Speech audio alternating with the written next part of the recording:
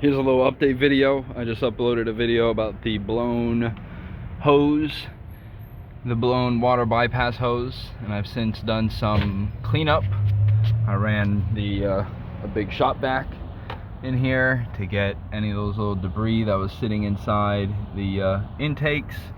I slurped up as much of the coolant. Looks like I guess there's actually coolant down in the block. I don't know why that's there, because I did go to empty the block. Maybe I have to do the valve on that side, the drain plug valve right down there.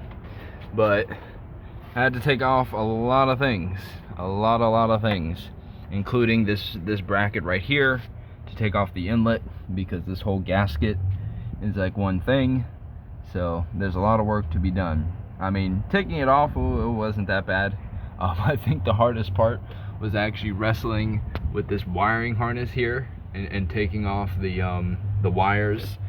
The knock sensors are recommended to replace, but they're like $200 a pop. So just doing those two knock sensors would cost more than the whole job. Now, should I do it? Probably. I'm gonna see if I can swing that. And I don't want to risk putting some aftermarket sensors in there, and then because there's nothing really wrong with the knock sensors. I don't know if there is now, because a bunch of coolant fell on it. So I don't know. I am going to replace the wire, the wire that came in here. The little connectors were all chewed up, but the actual knock sensors themselves, there's no codes, there's no problems. So I don't know. We'll see what happens, but we can see, I mean, this is definitely a great view of what's inside, and I can actually show you everything that got taken off.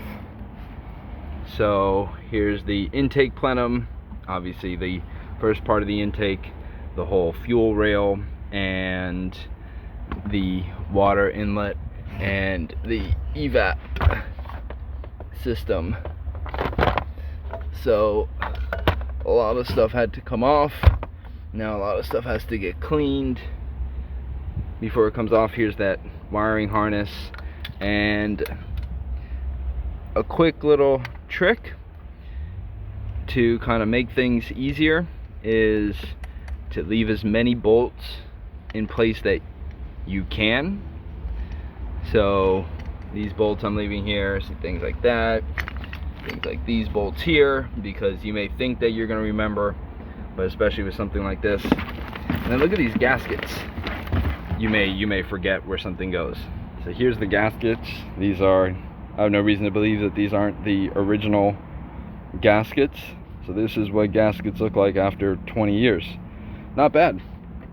There's really no problem with those gaskets, but now that I've broken the seal, I have to replace all those. Here are the clamps, and then here's the culprit of them all. So while I do love this car, it's a great car, this, what I say, is probably the biggest weakness, because if they would have simply put a metal hose right there that connects, you can't see the inlet, it's not there, but if this would have been a metal hose, this would never happen. So what is a $20 part turns into anywhere from a $200 to $600 job if you do end up doing the knock sensors. I've already priced out the parts from the dealership, and I mean, at least from my local dealership, they're pretty comparable to getting them at auto parts store for a lot of the parts.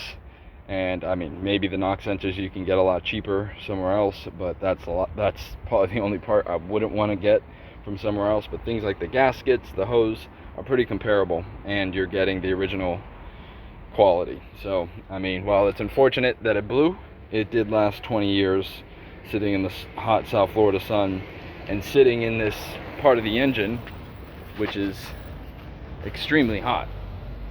So this is, you know, they got a lot of things right with this car and with this engine, but this is definitely one that they could have gotten a little better. I don't know if there is, maybe there is a metal hose replacement, I don't know. But yeah, so this is the update, the post-mortem of this, now that I've cleaned it up quite a bit.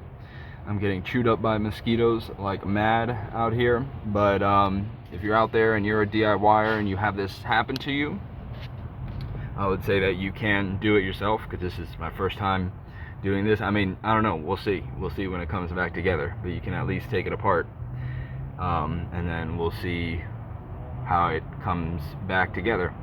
So thanks for watching, and I'll see you in the next video.